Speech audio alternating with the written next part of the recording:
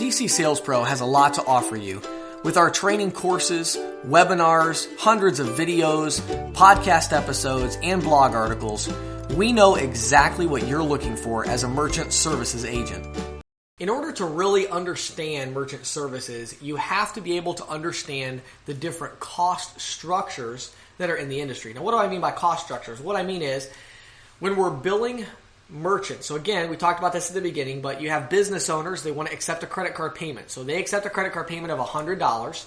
Then the credit card processing company deposits $100 in their bank account, but the credit card processing company is going to charge them some fees in order for them to be able to take that $100 and get that money. Okay? So what we're going to talk about here is the cost structures, the different ways that credit card processing companies charge small business owners. Now, in order to understand this, we first have to get a basic understanding of interchange fees and markup. So let me talk about these two terms, interchange fees and markup. Interchange fees are the fees that Visa, MasterCard, Discover, American Express, they all have certain costs that they are going to charge the credit card processing company for any transaction that they take on behalf of their merchant. So to give you an example, let's go back to the example of where you walk in and spend $100, okay?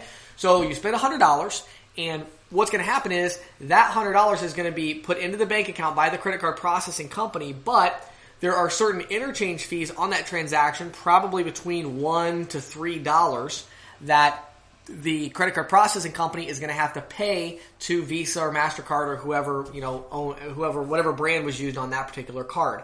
So interchange fees vary a lot. There's a whole range of different interchange fees.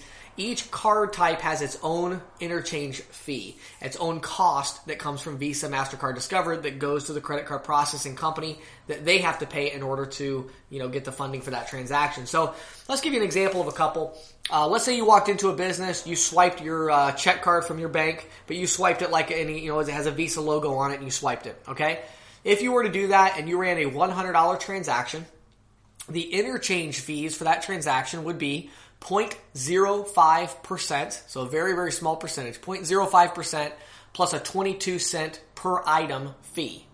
So in that case, you would pay, what would that be, 5 cents plus 22 cents, so you would pay 27 cents is how much actually the business owner, that's how much the interchange fees would be for that transaction, okay? So when, let's say that you're with a credit card processing company and, the merchant processes a $100 transaction, they send it through, the processor is going to have to pay 27 cents to Visa in order to get that $100, okay? So that's an interchange fee. Now, that's a very low interchange fee because it's a check card. Many credit cards have an interchange fee of maybe 2%. So now instead of $100 and only paying 27 cents, you'd be paying $2 for that $100 transaction. So it makes a very big difference what type of card goes through the terminal. Each type of card that's swiped through that merchant's terminal has a different interchange fee or cost associated with it from the credit card processing brand like Visa or MasterCard or Discover or American Express. Now, another way for me to explain this to you is imagine if you own a business yourself, okay? And it's a retail business. And let's say that you have a store and you sell hats. That's what you sell. You sell hats. So you have a big store there. People come in and they buy a hat from their favorite team.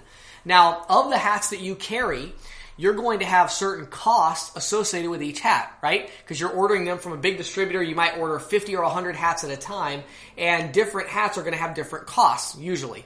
So when you order that, you order them in at different costs. Then when you go to actually charge your customers, though, you might choose a couple different options. You might choose a flat rate cost structure. So for instance, you might tell your customers that come into your hat shop, all of my hats are $20 a piece. Now, you're charging a flat rate of $20 for any hat, but your cost is variable because it costs you a different amount for different hats.